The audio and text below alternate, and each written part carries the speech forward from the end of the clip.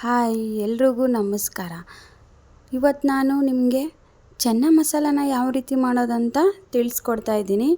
ಚೆನ್ನ ಮಸಾಲ ಮಾಡೋಕ್ಕೆ ನಾನಿಲ್ಲಿ ಒಂದು ಪಾತ್ರೆಯಲ್ಲಿ ಕಾಬೂಲ್ ಕಡಲೆಕಾಳನ್ನು ನೆನೆಸಿಟ್ಕೊಳ್ತಾ ಇದ್ದೀನಿ. ನಾನು ಇದನ್ನು ನೈಟು ನೆನೆಸಿಟ್ಕೊಳ್ತಾ ಇದ್ದೀನಿ ಬೆಳಗ್ಗೆ ಮಾಡೋಕ್ಕೆ. ನೋಡಿ, ಈ ಥರ ನೆನೆಸಿಟ್ಕೊಂಡ್ರೆ ತುಂಬಾ ಚೆನ್ನಾಗಿ ಬರುತ್ತೆ. ಇವಾಗ ನಾನು ನೆನೆಸಿ ಇಟ್ಕೊಳ್ತಾ ಇದ್ದೀನಿ. ಒಂದೆರಡು ಸರಿ ತೊಳೆದಿಟ್ಕೊಂಡು ಆಮೇಲೆ ಚೆನ್ನಾಗಿರೋ ನೀರು ಹಾಕಿ ಈ ಥರ ಪ್ಲೇಟ್ನ ಕ್ಲೋಸ್ ಮಾಡಿ ಒಂದು ರಾತ್ರಿ ನೆನೆಸಿಟ್ಕೊಂಡಿದ್ದೀನಿ. ನೋಡಿ, ಬೆಳಿಗ್ಗೆ ಕಡಲೆಕಾಳು ಎಷ್ಟು ಚೆನ್ನಾಗಿ ನೆಂದಿದೆ. ಸೊ ನೀವು ಈ ಥರ ಕಡಲೆಕಾಳನ್ನು ನೆನೆಸಿಟ್ಕೊಳ್ಬೇಕು. ಬನ್ನಿ ಇವಾಗ ನೆನೆಸಿರೋ ಕಡಲೆಕಾಳನ್ನು ಬೇಯಿಸ್ಕೊಂಡು ಬರೋಣ. ನಾನು ಇದನ್ನು ಒಂದು 4-5 ವಿಸಿಲ್ ಹೊಡೆಸ್ಕೊಳ್ತಾ ಇದ್ದೀನಿ ಕುಕ್ಕರಲ್ಲಿ ಹಾಕ್ಕೊಂಡು. ಅಂದರೆ ಕಡಲೆಕಾಳು ತುಂಬಾ ಸಾಫ್ಟಾಗಿ ಬೆಂದಿರುತ್ತೆ. ಒಂದು 4-5 ವಿಸಿಲ್ ಹೊಡೆಸ್ಕೊಳ್ಳಿ. ನೀವೇನಾದರೂ 2 ಗ್ಲಾಸಷ್ಟು ಕಡಲೆಕಾಳನ್ನು ಹಾಕಿದರೆ ಒಂದು 5 ಗ್ಲಾಸಷ್ಟು ನೀರು ಹಾಕ್ಕೊಳ್ಳಿ. ನೀರನ್ನು ಒಂದು ಸ್ವಲ್ಪ ಜಾಸ್ತಿನೇ ಹಾಕ್ಕೊಳ್ಬೇಕು. ಇವಾಗ ನಾವು ಕುಕ್ಕರ್ನ ಕ್ಲೋಸ್ ಮಾಡಿಕೊಂಡು ಒಂದು 4-5 ವಿಸಿಲನ್ನು ಹೊಡೆಸ್ಕೊಳ್ಳೋಣ. ಈ ಥರ ನೀವು ಪಲ್ಯ ಮಾಡಿಕೊಂಡು ಅನ್ನದ ಜೊತೆ ಚಪಾತಿ, ದೋಸೆ, ಮುದ್ದೆ ಎಲ್ಲದರಲ್ಲೂ ತಿನ್ಬೋದು. ತುಂಬಾ ಚೆನ್ನಾಗಿರುತ್ತೆ. ನೋಡಿ, ಇವಾಗ ನಾನು ಕಡಲೆಕಾಯಿನ ಬೇಯಿಸ್ಕೊಂಡಿದ್ದೀನಿ.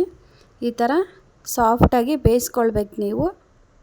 ನೋಡಿ, ಈ ಥರ ಮೆತ್ತಗಾಗಬೇಕು. ಅಲ್ಲಿವರೆಗೂ ಒಂದು 4-5 ವಿಸಿಲು ಚೆನ್ನಾಗಿ ಬೇಯಿಸ್ಕೊಳ್ಬೇಕು. ಬೇಯಿಸ್ಕೊಂಡಿರೋ ಕಡಲೆಕಾಳನ್ನು ಒಂದು ಬೌಲಲ್ಲಿ ತೆಗೆದಿಟ್ಕೊಂಡಿದ್ದೀನಿ.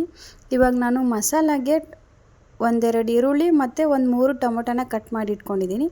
ಮತ್ತು ಶೇಂಗಾ ಬೀಜನ ನೆನೆಸಿಟ್ಕೊಂಡಿದ್ದೀನಿ. ನೀವೇನಾದರೂ ಶೇಂಗಾ ಬೀಜ ಬದಲು ಗೋಡಂಬಿನೂ ಕೂಡ ಹಾಕ್ಕೋಬೋದು. ನಾನು ಗೋಡಂಬಿ ಬದಲು ಶೇಂಗಾ ಬೀಜನ ನೆನೆಸಿಟ್ಕೊಂಡು ಹಾಕ್ಕೊಳ್ತಾ ಇದ್ದೀನಿ. ಇವಾಗ ಮಿಕ್ಸಿ ಜಾರಲ್ಲಿ ನಾವು ಟೊಮೊಟೊ ಮತ್ತು ಈರುಳ್ಳಿ ನೆನೆಸಿಟ್ಕೊಂಡಿರೋ ಶೇಂಗಾ ಬೀಜನ ಹಾಕ್ಕೊಂಡು ಗ್ರೈಂಡ್ ಮಾಡ್ಕೊಳ್ಳೋಣ.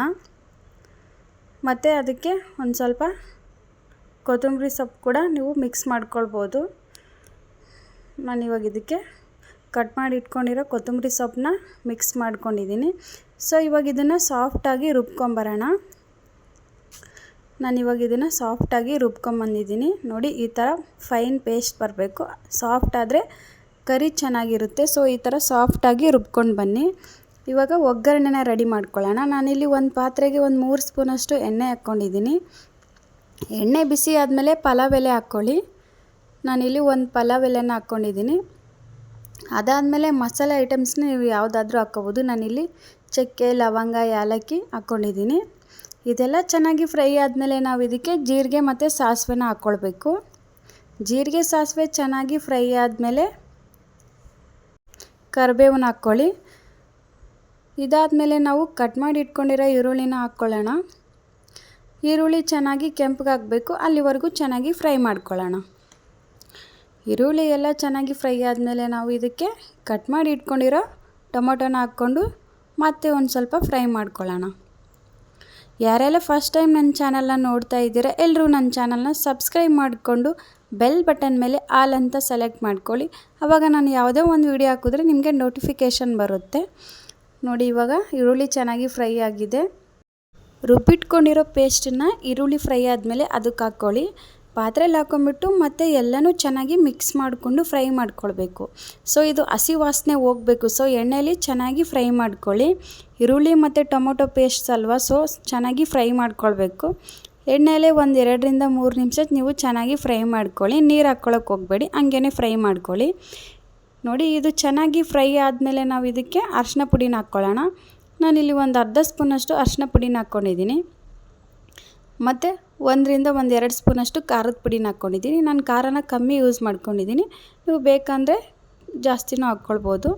ಇವಾಗ ಅರಿಶಿನ ಮತ್ತು ಖಾರದ ಪುಡಿ ಹಾಕಿದ್ಮೇಲೆ ಮತ್ತೆ ಒಂದು ಸರಿ ಚೆನ್ನಾಗಿ ಮಿಕ್ಸ್ ಮಾಡ್ಕೊಳ್ಳಿ. ನೋಡಿ, ಇವಾಗ ಎಲ್ಲನೂ ಚೆನ್ನಾಗಿ ಮಿಕ್ಸ್ ಮಾಡಿಕೊಂಡು ಕಲರ್ ಚೇಂಜ್ ಆಗೋವರೆಗೂ ನೀವು ಚೆನ್ನಾಗಿ ಫ್ರೈ ಮಾಡ್ಕೊಳ್ಬೇಕು. ನೋಡಿ, ಫ್ರೈ ಆದಮೇಲೆ ಕಲರ್ ಕೂಡ ಚೇಂಜ್ ಆಗುತ್ತೆ ಮತ್ತು ಮೇಲೆ ಎಣ್ಣೆ ಬಿಟ್ಕೊಳ್ಳುತ್ತೆ. ಇವಾಗ ನಾನು ಇದಕ್ಕೆ 1-2 ಸ್ಪೂನಷ್ಟು ಗರಂ ಮಸಾಲಾನ ಸೇರಿಸ್ಕೊಳ್ತಾ ಇದ್ದೀನಿ.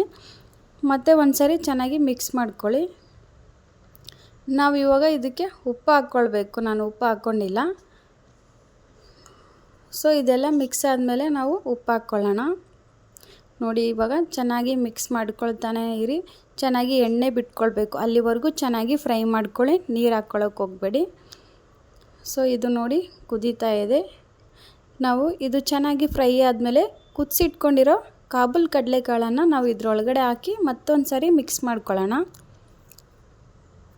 ಚೆನ್ನಾಗಿ ಮಿಕ್ಸ್ ಮಾಡ್ಕೊಳ್ಳಿ. ನಿಮಗೆ ಗ್ರೇವಿ ಏನಾದರೂ ನೀರು ಹಾಕಬೇಕು ಅಂದರೆ ನೀವು ಇವಾಗ ನೀರನ್ನು ಜಾಸ್ತಿ ಹಾಕ್ಕೊಳ್ಬೋದು, ಇಲ್ಲ ಸ್ವಲ್ಪನೇ ಹಾಕ್ಕೊಳ್ಬೋದು. ನಿಮಗೆ ಗ್ರೇವಿ ಗಟ್ಟಿ ಆಗಬೇಕಂದ್ರೆ ಸ್ವಲ್ಪನೇ ನೀರು ಹಾಕ್ಕೊಳ್ಳಿ. ನೋಡಿ ಇದೆಲ್ಲನೂ ಚೆನ್ನಾಗಿ ಮಿಕ್ಸ್ ಆದಮೇಲೆ ನಾವು ಇವಾಗ ಇದಕ್ಕೆ ನೀರು ಹಾಕ್ಕೊಳ್ಬೇಕು. ಇವಾಗೆಲ್ಲನೂ ಚೆನ್ನಾಗಿ ಮಿಕ್ಸ್ ಮಾಡ್ಕೊಂಡಿದ್ದೀನಿ. ಇವಾಗ ನಿಮಗೆ ಎಷ್ಟು ನೀರು ಬೇಕೋ ನೋಡಿಕೊಂಡು ನೀವು ಇವಾಗ ನೀರು ಹಾಕ್ಕೊಳ್ಬೇಕು.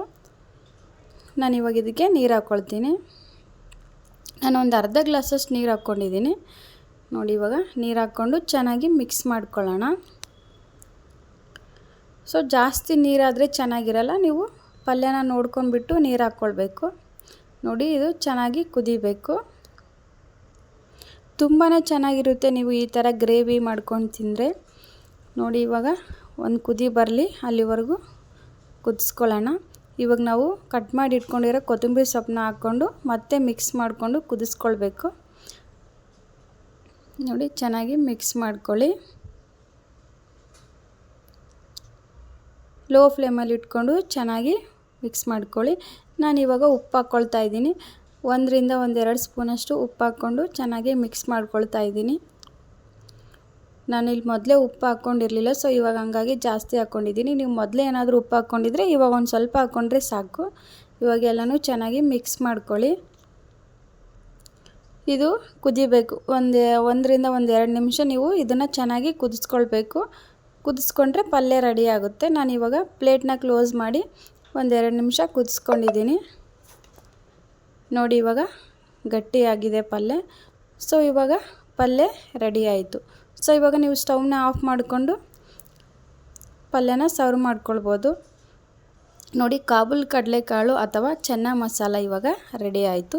ಚಪಾತಿ ಜೊತೆ ಅಂತೂ ತುಂಬಾ ಚೆನ್ನಾಗಿರುತ್ತೆ. ನೀವು ಒಂದ್ಸರಿ ಈ ರೆಸಿಪಿನ ಟ್ರೈ ಮಾಡಿ ನೋಡಿ. ಈ ರೆಸಿಪಿ ಏನಾದರೂ ನಿಮ್ಗೆ ಇಷ್ಟ ಆದರೆ ಲೈಕ್ ಮಾಡಿ ಮತ್ತು ಕಮೆಂಟ್ ಮಾಡಿ. ನನ್ನ ಚಾನಲ್ನ ಸಬ್ಸ್ಕ್ರೈಬ್ ಮಾಡ್ಕೊಳ್ಳಿ. ಯಾರೆಲ್ಲ ನನ್ನ ವಿಡಿಯೋ ನೋಡ್ತಿದ್ರೆ ಅವ್ರಿಗೆಲ್ಲ ಧನ್ಯವಾದಗಳು. ನನ್ನ ಚಾನಲಲ್ಲಿ ಇನ್ನೂ ಹಲವಾರು ರೆಸಿಪಿಗಳನ್ನು ನಾನು ಅಪ್ಲೋಡ್ ಮಾಡಿದ್ದೀನಿ. ನಿಮಗೇನಾದರೂ ಆ ರೆಸಿಪಿ ನೋಡಬೇಕನ್ಸಿದ್ರೆ ನನ್ನ ಚಾನಲ್ಗೆ ಹೋಗಿ ರೆಸಿಪಿನ ನೋಡಿ.